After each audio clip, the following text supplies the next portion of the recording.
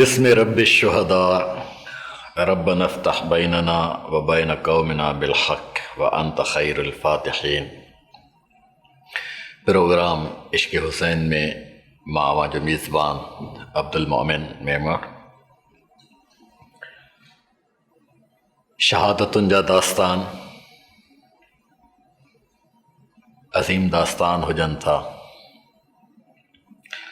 धरतीअ जे ख़िते ते जेके भी शहादतूं थियूं आहिनि, जिन खे शहादत ई चई सघिजे थो, जिन इंसानियत जे लाइ पंहिंजा सिर ॻोरिया आहिनि, सभिनी शहादतुनि जी सरवाण शहादत नवासे रसूल जिगरे गोशे बतौल इमाम आली मक़ाम सैयदना हज़रत हुसैन साईं रज़ी अल्लाह अन्हु जन जी आहे। ला तक़ूलू लिमन युक़्तल फ़ी सबीलिल्लाहि अमवात बल अहयाउन इंद रब्बिहिम वलाकिन ला तफ़क़हून वलाकिन ला तशऊरून। जेके इंसानियत जे लाइ पंहिंजो सिर घोरनि था, उन्हनि खे मोल न चओ, उहे हमेशह जे लाइ ज़िंदा थी वञनि था, पर तव्हांखे उन्हनि जी ज़िंदगीअ जो शऊर नाहे, तफ़क्कुर नाहे। इश्क़ हुसैन जो काफ़िलो असां उन्हनि जे क़दमनि जी ख़ाक जसारत करे रहिया आहियूं, लब पुशाई करे रहिया आहियूं। हिकु अज़ीम ख़ानदान जे अज़ीम अब्ताल बतले जलील ते गुफ़्तगू करण जी सआदत बि आहे, हीअ इम्तिहान बि आहे, नज़राना अक़ीदत बि आहे, शल क़बूल पवे। हज़रत हुसैन साईं जॾहिं ॾिसनि था त संदन नाने जो पैगाम जेको अल्लाह साईं ख़त्म नबूवत जे सूरत में धरतीअ ते नाफ़िज़ फ़रमायो, ख़त्म नबूवत जे सूरत में इंसानी आज़ादीअ खे दाइमी बिशारत मिली त आका सल्लल्लाहु अलैहि वसल्लम जन जो दीन नाफ़िज़ थी चुको, बातिल क़ुव्वतूं मिस्मार थी चुकियूं। ख़िलाफ़त ऐं इमामत खे जॾहिं यर्गमाल कयो वियो, घराणनि जे तज़ाद में उनखे उलझायो वियो, त हज़रत हुसैन साईं पंहिंजो मज़हबी ऐं मनसबी फ़र्ज़ ॼाणे उथी पवनि था। हज़रत हुसैन साईं हज़रत अब्दुल्लाह इब्न ज़ुबैर, हज़रत अब्दुल्लाह इब्न उमर यज़ीद जे बैत खां बिल्कुलु बि इनकार करे वेही था रहनि। ख़ुदी का सिर्र निहा ला इलाहा इल्लल्लाह, ख़ुदी है तैग फ़िग़ां ला इलाहा इल्लल्लाह। ये सदाऊं आहिनि ला इलाहा इल्लल्लाह जूं, जेके तौहीद जे आलापन सां वासियल आहिनि। उहे सदाऊं जॾहिं सरबुलंद थियनि थियूं ऐं ख़ुदी जाॻे थी, ख़ुदी जाॻियल ई हुई, पर उन ख़ुदीअ खे जॾहिं फ़िरोग़ थो मिले बातिल क़ुव्वतुनि जे लाइ, त बातिल क़ुव्वतूं कर खणी ऐं हक़ ते जॾहिं ग़ालिब अचण जे लाइ धोकींदी थियूं अचनि थियूं, त हिकिड़ो तूफ़ान थो अचे बातिल क़ुव्वतुनि जो, जिन जे सदे बाब जे लाइ हज़रत हुसैन साईं उहा वाहिद शख़्सियत हुया पंहिंजे ज़माने में, जेके अॾोल पहाड़ बणिजी ऐं बातिल जे तूफ़ान जे आॾो हाइल थी था वञनि ऐं उन तूफ़ान खे बज़ोर बाज़ू बज़ोर शमशेर रोकण में कामयाब था थियनि, पंहिंजो सिर घोरे था छॾनि पंहिंजे अहल बैत अथार समेत। त रत जे उन पाक रेज सां असां अॼु जेको क़ुरान हकीम पंहिंजे सही सूरत में उचारियूं पिया, उन जे पैगाम खे धरतीअ सां वंडियूं पिया, ईमान ऐं इस्लाम सां सरशार ज़िंदगी गुज़ारूं पिया, सा सॼी उन्हनि जे ई मरहुन मन्नत आहे। असां उन्हनि जा थोराइता आहियूं। उन्हनि जे ई तुफ़ैल ही काइनात हिकु अज़ीम नज़रे सां अॼु बि वासियल आहे। वरफ़अना लक ज़िक्र जे गूंज में आका सल्लल्लाहु अलैहि वसल्लम जन जो नामे नामी इस्म गिरामी हर वक़्तु धरतीअ ते गूंजी रहियो आहे। अल्लाहुम्म सल्ली अला मुहम्मद व अला आलि मुहम्मद, ही सदाऊं आहिनि जेके असां हर नमाज़ में पढ़ूं था ऐं असांखे इहा सआदत नसीब थिए थी त असां आलि मुहम्मद जे हुजूर में सलाम पेश कयूं था हर नमाज जे हर तहिया में। हज़रत हुसैन साईं जॾहिं यज़ीद जे बैत खां इनकार कनि था त मदीने मां हिजरत फरमाए आका खां रुख़सत थी मके पाक अचनि था। वलम्मा तवज्जह तिलका मदियन आल आसा रब्बी ऐं यहदियनी सवा सबील। जॾहिं पाण मके जो रुख़ कनि था त उन्हनि जी ज़ुबान मुबारक ते क़ुर पाक जी आयत थी तरी अचे त सिघो ई इझो मुंहिंजो रब मूंखे सही दग ते हलाईंदो। छाकाणि त हज़रत हुसैन साईं जे समाअतुनि में आका सल्लल्लाहु अलैहि वसल्लम जन जा उहे अल्फाज़ गूंजंदा रहिया आहिनि जिन में पाण फरमायो आहिनि अल हसन वल हुसैन सैयदा शबाब अहलिल जन्नह। मुंहिंजा हसनैन हज़रत हसन साईं हज़रत हुसैन साईं अलैहिमुस्सलाम व तस्लीमात जन्नत जे शहीदनि जा सरदार आहिनि। इहा बिशारत हुई त अहल बैत जा ही शहज़ादा जाम शहादत नोश फरमाईंदा। केॾी अज़ीम बिशारत आहे। हिकु अज़ीम तरीन ख़ानदान जा अज़ीम तरीन शहज़ादा, सिर्फ़ु शहज़ादा न बल्कि अमली शहज़ादा, शाहज़ादा छाखे थो चइजे शाहज़ादा, जिन जो मिज़ाज शाही हुजे, जिन जो वड़ शहाणो हुजे, जेके सख़ी हुजनि, जेके जुरतमंद हुजनि, जेके बहादुर हुजनि, जेके ईमानदार हुजनि, जेके बातिल जे आदो हमेशह जे लाइ पंहिंजे सिर अॾोल पहाड़ बणिजी बीठा हुजनि ऐं उन्हनि करे ॾेखारियो। उन्हनि जा अख़लाक़, उन्हनि जा आदाब, उन्हनि जा अतवार, उन्हनि जा तौर तरीक़ा छा त मिसाली आहिनि। जिन जो मुरब्बी, जिन जो मुज़क्की ख़ातमुल अंबिया सल्लल्लाहु अलैहि वसल्लम जन पंहिंजे सिर हुजनि, जेके सय्यदतुन निसा काइनात दुनिया जे समूरनि औरतुनि जी साइण जा लाल हुजनि, जेके काइनात जे अज़ीम तरीन दाहे हज़रत अलीजुल मुर्तज़ा जा फ़र्ज़ंद गिरामी हुजनि, छा उन्हनि जो अंदाज़ हूंदो, छा उन्हनि जी हैसियत हूंदी। उन दौर जा बि अॼु ताईं बल्कि क़यामत ताईं पूरी इंसानियत उन्हनि जे मथां वारी पई वञे, फ़िदा पई थिए, घोर पई थिए। उन्हनि जे समाअतुनि में जॾहिं इहे अल्फाज़ आका जे तवसुत सां बुरिया हूंदा, उन्हनि जूं कैफ़ियतूं छा हूंदियूं। जॾहिं असां अलमरउ यकीस अला नफ़्स, हीउ हिकिड़ो नफ़्सियाती नुक़्तो आहे त माण्हू जॾहिं पंहिंजे सिर ते सोचींदो ऐं जाचणु शुरू कंदो आहे त उनखे पतो पइजी वेंदो आहे त हक़ीक़त जो इदराक केॾी हिकिड़ी अणांगी हक़ीक़त आहे। जंहिं अज़ीम नौजवान, जंहिं अज़ीम शहज़ादे खे जेको शबीह में हुज़ूर जन सां मुहांडरनि में मिलंदड़ हुजे, पाकीज़ा किरदार हुजे, हसीन तरीन हुजे, पूरी दुनिया उन जे क़दमनि जे चुमिन जे लाइ सिकंदी हुजे, तड़पंदी हुजे, तरसंदी हुजे, केॾी न हिकिड़ी अज़ीम इब्तिला उन्हनि जे ज़िंदगीअ में पई अचे। ऐं उहे जॾहिं बातिल जे हथ ते बैत करण खां इनकार था कनि त उहो इनकार बराए इनकार नाहे, बल्कि बातिल खे ललकारण जे लाइ सरे मैदान अचनि था। अकेले सिर न, पंहिंजे समूरे कुटुंब समेत। कुटुंब जा पाण सरबराह आहिनि, पाण वाली आहिनि, पाण वारिस आहिनि, उन में सग़ीर बि आहिनि, उन्हनि में कबीर बि आहिनि, उन्हनि में अज़वाज मुतहरात जे तसलसल सां पाक बीबियूं बि आहिनि, जेके मुजस्सम क़ुरान आहिनि। मुजस्सम क़ुरान हुजण जो मतिलबु इहो आहे त यानी क़ुरान उन्हनि जे घर में नाज़िल थियो आहे। उहे पाक वजूद क़ुरान पाक जे आयतुनि जो उनवान आहिनि। त उन्हनि जे ज़हननि में जॾहिं इहा नफ़्सियात कर खणे थी, उन्हनि जे सोचनि में जॾहिं इन क़िस्म जा आलाप उभरनि था त उन्हनि जे लाइ जाम शहादत नोश थियण जो अमर रब्बी वारिद थी चुको आहे। ऐं हज़रत हसन साईं जाम शहादत नोश फरमाए बि चुका आहिनि। हाणे हज़रत हुसैन साईं रहियल आहिनि पंहिंजे कुटुंब समेत, पंहिंजे सगीरनि समेत, पंहिंजनि बीबियुनि समेत। उहे सिर घोरण जे लाइ आमादा थी था वञनि। तर्क मालो तर्क जानो तर्क सर दर तरीक़े इश्क अव्वल मंज़िल अस्त। सिर घोरे छॾणु, माल घोरे छॾणु, आके घोरे छॾणु इश्क जे मंज़िल जो पहिरियों ॾाको आहे।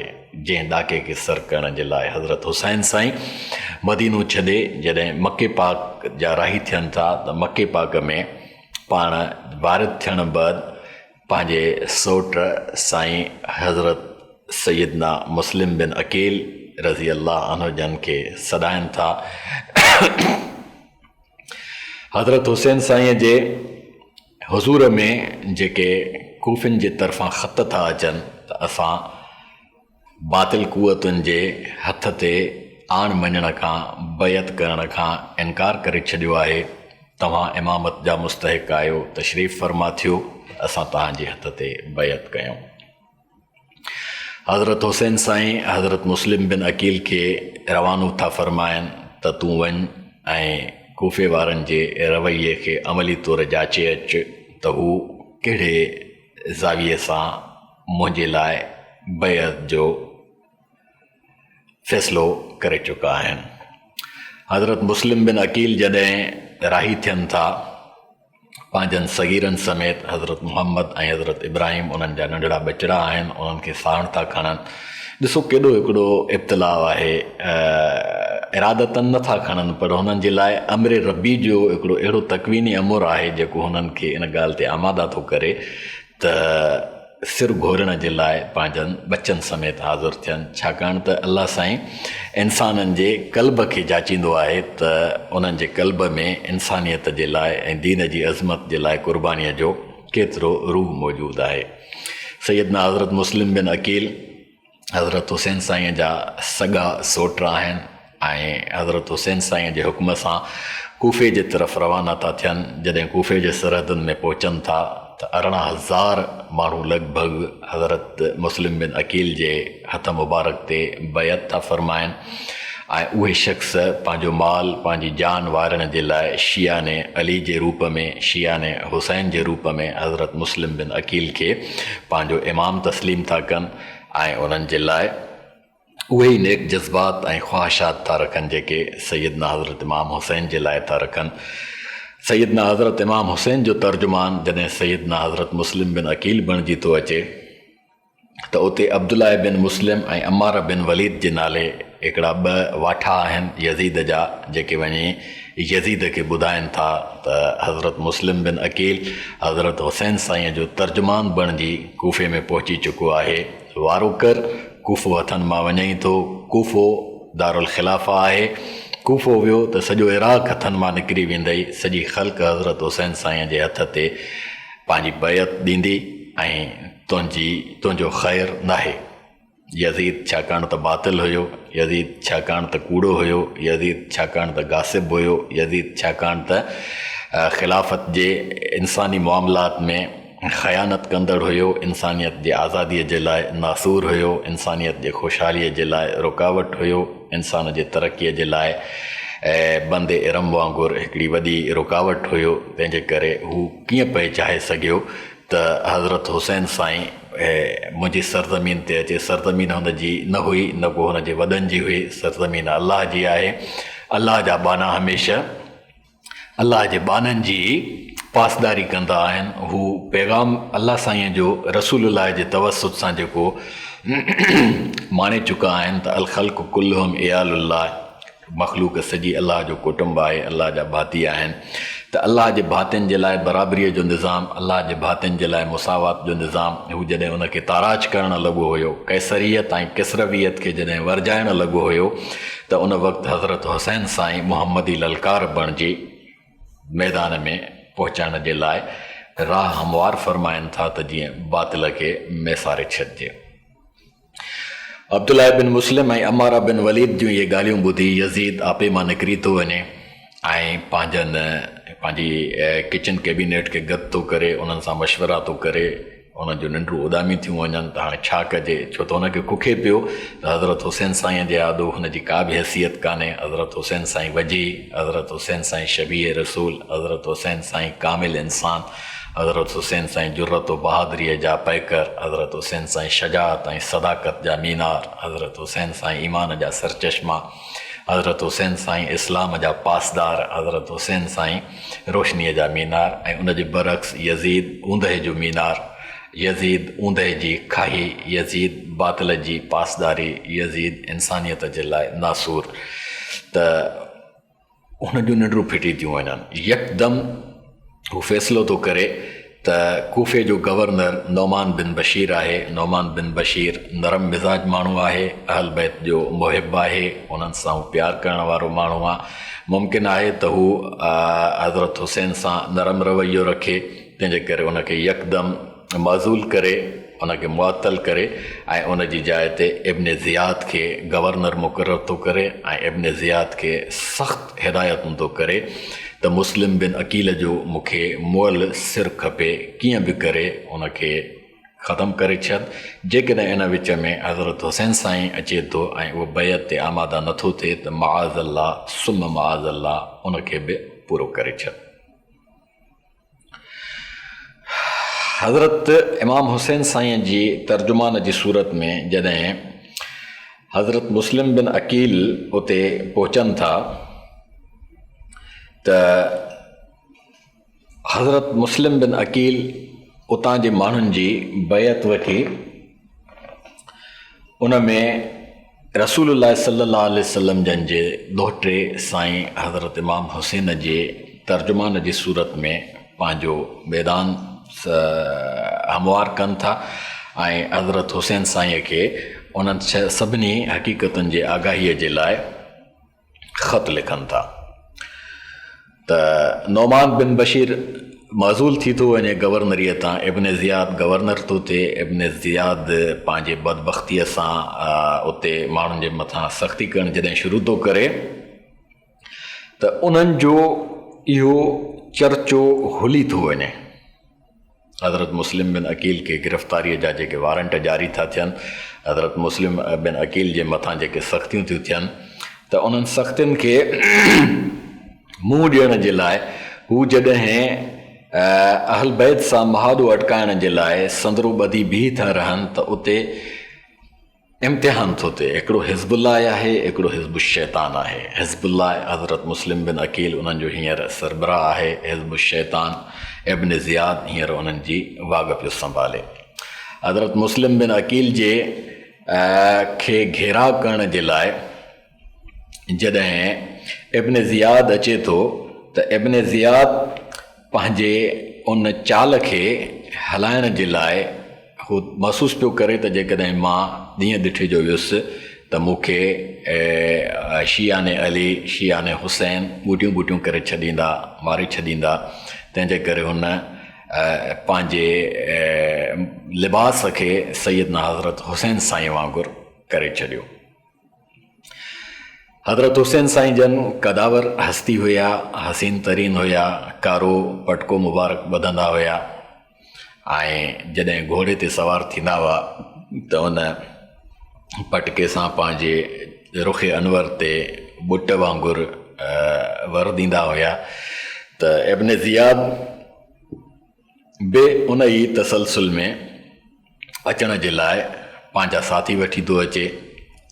500 माण्हुनि जे लश्कर जे हुजूम में मुसलह थी जॾहिं अचे थो त कुझु माण्हू रस्ते में रहिजी था वञनि, हू उन्हनि जी परवाह नथो करे ऐं कूफ़ी जेके हज़रत हुसैन साईं खे ख़त लिखी चुका आहिनि उहे रस्ते ते उन्हनि जे इंतज़ार में बीहनि था, बल्कि बीठा रहिया।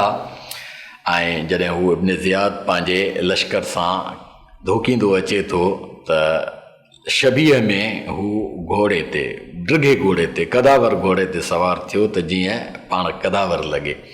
ज़ाहिरी ॻाल्हि आहे हुनजो जेतिरो बि कद हुजे हज़रत हुसैन साईं जे कद सां त हुनजी मुशाबहत नथी करे सघिजे। हज़रत हुसैन साईं हज़ूर जन जा शबीह हुया ऐं हज़ूर साईं सल्लल्लाहु अलैहि वसल्लम जन जे मनाक़िब में हज़ूर साईं सल्लल्लाहु अलैहि वसल्लम जन जा जेके मुहांडरा मुबारक बयानु थियल आहिनि, सुनन तिरमिज़ीअ में जेके तफ़सील सां बयानु थियल आहिनि त हज़ूर जन जॾहिं तशरीफ़ फरमा थींदा त पाण कद में सभिनी खां बाला ऐं बुलंद लॻंदा हुआ। भली जेकॾहिं उन्हनि खां को वधीक जिस्मानी तौर कद में बि हुयो त उहो हज़ूर जन जे आॾो हेठि लॻंदो हो। हज़ूर जन सभिनी खां बुलंद ऐं बाला नज़र ईंदा हुआ। हज़रत हुसैन साईं में बि अलाह साईं इहे ख़सलतूं वदियत फ़रमायूं हुयूं। त हाणे हुन ड्रिघो घोड़ो मुंतख़ब कयो त जीअं हू बि कदावर लॻे ऐं माण्हुनि खे धोखो ॾियण जे लाइ हुन पंहिंजी चाल खे पंहिंजे घोड़े जी वाघ खे हज़रत हुसैन साईं वांगुरु रखियो।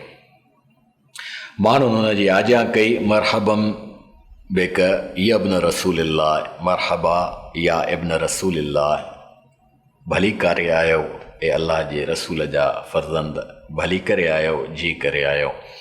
इब्न ज़ियाद ख़ामोशीअ सां जॾहिं वञी ऐं हलंदो थो रहे त माण्हुनि खे हू मोट नथो ॾिए, माण्हुनि खे अञा शक नथो पवे, छाकाणि त माण्हू मुहबत में हुया ऐं मुहबत ऐं शक खे वेझो अचणु नाहे ॾींदी।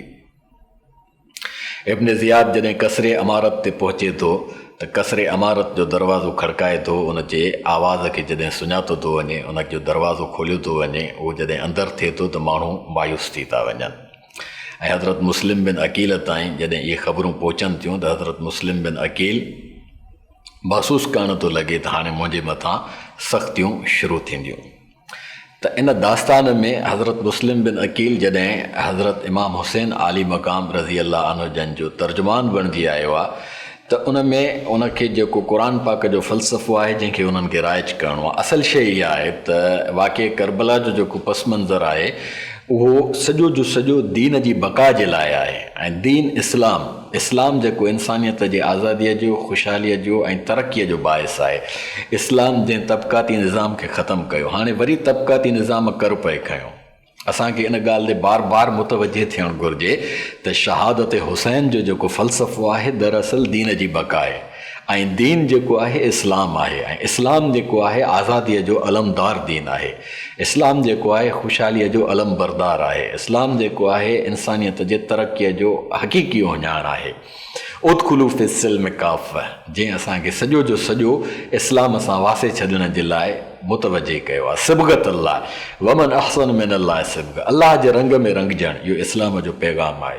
तख़ल्लक़ू बि अख़लाक़िल्लाह, अल्लाह साईं जा गुण अपनाइणु, इहा इस्लाम जी सिफ़ाती वाट आहे। त उन वाट ते जेको बि इंसानु हले थो त उहो आज़ादीअ सां ज़िंदगी थो गुज़ारे। आज़ादीअ सां ज़िंदगी गुज़ारींदड़ इंसानु धरतीअ ते अल्लाह जो हक़ीक़ी तर्जुमान हूंदो आहे। तू राज़ कुन फ़क़ा है, अपनी आंखों पे आया हो जा, खुदी का राज ना हो जा, खुदा का तर्जुमा हो जा। त इंसानु जॾहिं पंहिंजो पाण ते अया थी थो वञे त उहो ख़ुदीअ जो राज़दान थी थो वञे ऐं ख़ुदा जो तर्जुमान थी थो वञे।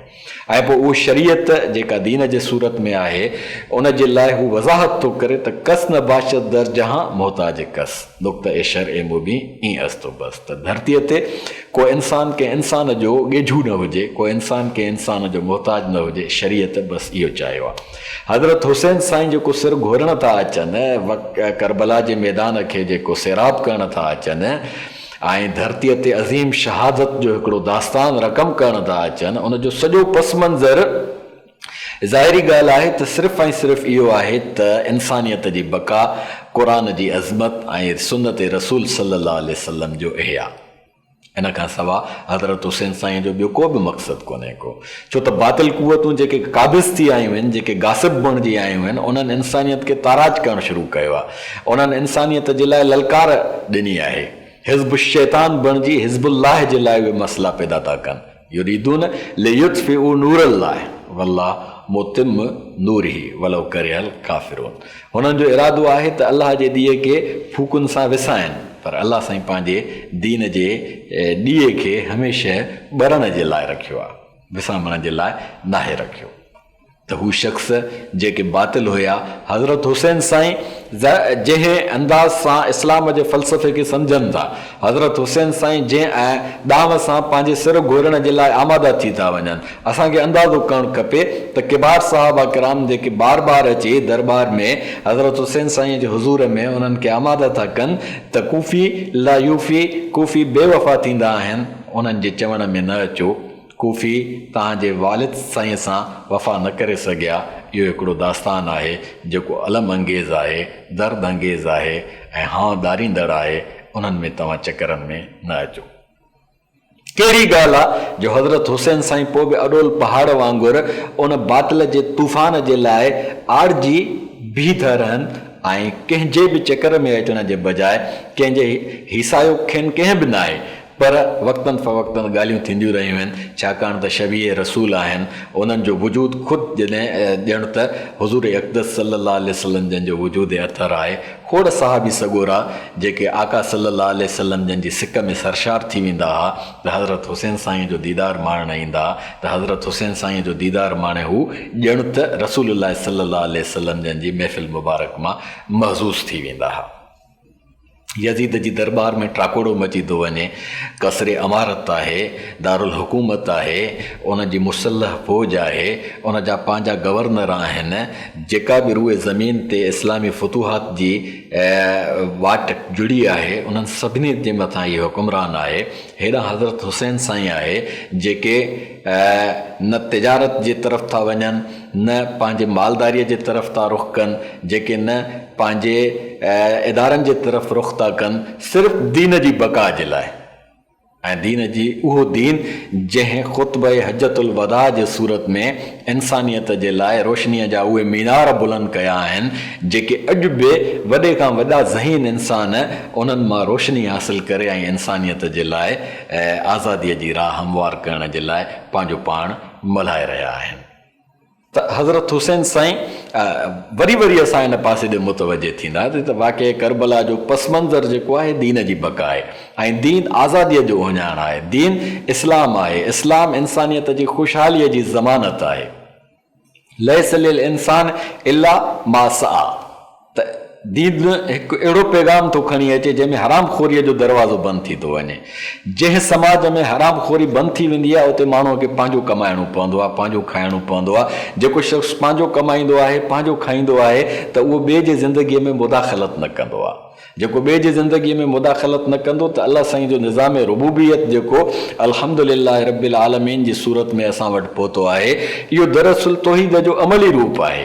काइनात में हिकिड़ी वहदत आहे, मन तू शुदम तू मन शुदी, मन तन शुदम तू जा शुदी, ता कस न गोयत बदज़ी मन दीगरम तू दीगरी। वहदतुल वजूद जो तसवुर आहे। त वहदतुल वजूद जे इन तसवुर में हज़रत हुसैन साईं खां वधीक ॿियो केरु थो माहिर थी सघे। तसवुफ़ जेको बुनियाद हज़रत अली साईं पाण था रखनि, त काइनात जेका आहे उहा अलाह साईं जे तकवीनी अमर सां ठही आहे ऐं उन तकवीनी अमर सां जेको बि कुझु आहे सॼो दरअसल हू आहे। अल्लाह हू हो अल्लाहु लज़ी ला इलाहा इल्ला हू, हो अल्लाहु लज़ी ला इलाहा इल्ला हू, सिर्फ़ हू। त काइनात में इहा वहदत आहे, जेॾां कयां कर हो तेॾां साहिब साम्हूं, राणो ई राणो रिए राणे नाहे ॿियो की। त इहो तौहीद जो फ़लसफ़ो आहे। त हज़रत हुसैन साईं जॾहिं पंहिंजे पूरे कुवत इरादीअ सां, पंहिंजे अज़्म मुसम्मम सां, पंहिंजे दौर जे बातिल खे, ऐं उहो बातिल जेको बातिल जो बुनियाद थो हुजे, उन बुनियाद खे ई हज़रत हुसैन साईं बर्दाश्त नथा कनि। छो त ख़श्ते अव्वल चू नहद मेमार कज ता सुरैया में दवत दीवार कज। त जेकॾहिं उहा पहिरीं सिर बातिल जी पइजी वञे हा, हज़रत हुसैन साईं पंहिंजो सिर न घोरनि हा, त बातिल जो इहो बुनियाद हमेशह जे लाइ महफ़ूज़ थी वञे हा।